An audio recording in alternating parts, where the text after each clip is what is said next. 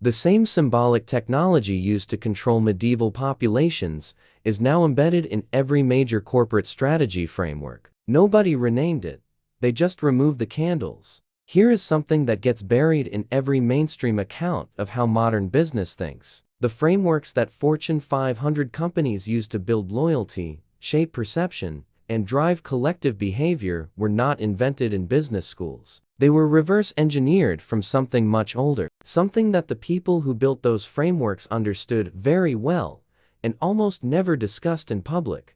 The lineage is not metaphorical, it is documented. In the late 19th and early 20th centuries, a specific group of researchers began systematically studying what they called symbolic influence, the measurable effect of visual patterns, repeated language structures, and ritualized behavior on human decision-making. These researchers were not marketers. They were anthropologists, psychologists, and historians of religion. Many of them had direct exposure to esoteric and occult traditions, and what they found, across cultures and centuries, was a pattern so consistent that it could not be dismissed as coincidence. Certain symbols produce predictable internal states. Those internal states shape decisions. Decisions, repeated across enough people, produce movements. That finding did not stay in academic journals. It migrated, quietly, deliberately, and with enormous consequences for everyone who never knew it happened.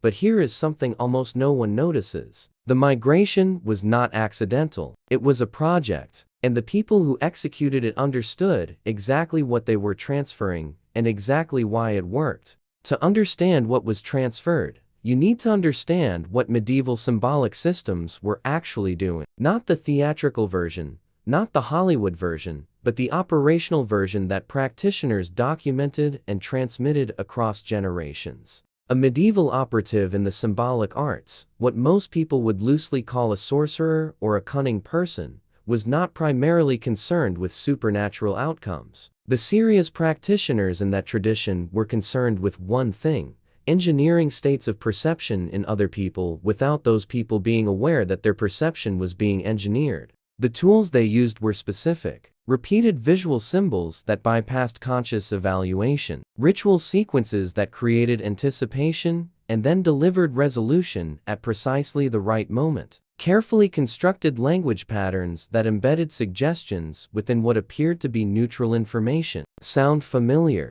What you just read is also the foundational structure of a modern brand campaign. The repeated visual symbol is the logo and its associated color system. The ritual sequence is the customer journey, mapped and optimized at every touchpoint. The embedded suggestion is the brand narrative, the story that makes a product feel like an identity rather than a transaction. The terminology changed. The architecture did not. And this is exactly where it gets unsettling, because the people who built the first formal frameworks for this in the 20th century were not naive about the lineage. Edward Bernays, who essentially founded the modern public relations industry, was explicit in his private correspondence about drawing on crowd psychology research that itself drew heavily on studies of religious ritual and symbolic persuasion. He understood that the mechanisms were the same. He simply presented them in language that corporate clients would fund. That's not a coincidence. That's a pattern.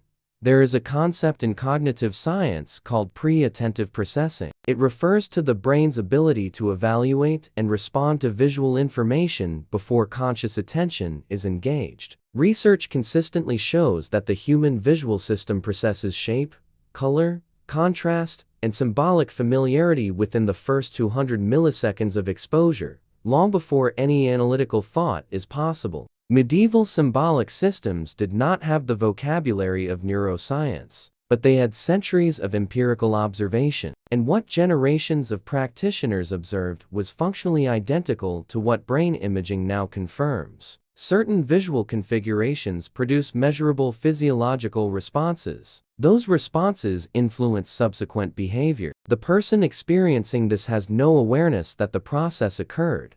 This is the mechanism, and once you see it clearly, something shifts. Because the question stops being whether symbolic influence is real. The neuroscience settled that. The question becomes, who designed the symbols you are surrounded by? What states were those symbols designed to produce, and what decisions were you supposed to make while in those states? Those are not comfortable questions. Drop a comment if they've been sitting with you longer than today. The answer, in most cases, is not sinister in any dramatic sense. Most brand designers are not practicing occultists, but many of the frameworks they were trained in carry the structural logic of symbolic influence systems that were developed by people who understood the esoteric tradition very well. The knowledge transferred. The awareness of its origin did not. And ancient magic reframed through modern psychology is not a metaphor here. It is a description of an actual historical process with documented steps and identifiable actors. The Tavistock Institute, the Vienna Circle's influence on American advertising, the direct line from William James's research on religious experience to the emotional architecture of modern retail environments, the thread is there. Most people just haven't been handed the end of it. Here is where this investigation lands somewhere concrete. If symbolic systems produce predictable internal states, and if those states influence decisions, then the person who understands the system has a structural advantage over the person who does not. This was true in a medieval village. It is true in a modern market. The scale changed. The principle did not. What the esoteric traditions called initiation, the deliberate transmission of symbolic literacy to a student, was not mystical theater. It was the transfer of a functional advantage. The initiated person could see the operating system. Everyone else was running it without knowing it existed. The contemporary version of that literacy is not hidden in a secret society. It is hiding in plain sight, in the academic literature on semiotics, in the research on pre-attentive processing, in the documented history of how symbolic frameworks moved from religious and occult traditions into the formal structures of modern persuasion. The information is accessible. What is rare is the framework for connecting it. Hidden power in visible structures does not require conspiracy. It requires asymmetry. A small group of people who understand how symbolic influence operates, and a much larger group of people who interact with that influence daily without any model for what is actually happening to them. That asymmetry is not new. It is arguably the oldest form of power that human civilization has produced. What is new is that the tools for closing it have never been more available.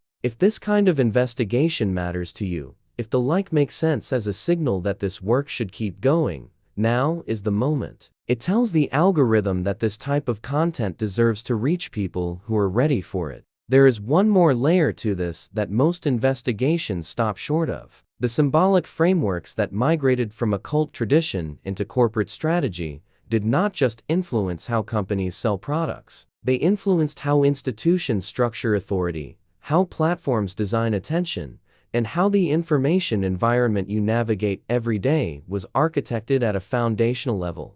That layer is not theoretical. It has names, dates, and buildings attached to it. The question is not whether you want to see it. You already started seeing it the moment this investigation began. The question is how far the pattern actually goes. Subscribe and turn on notifications. What comes next is where this stops being history and starts being the present tense. The system does not need you to believe in it. It only needs you not to recognize it.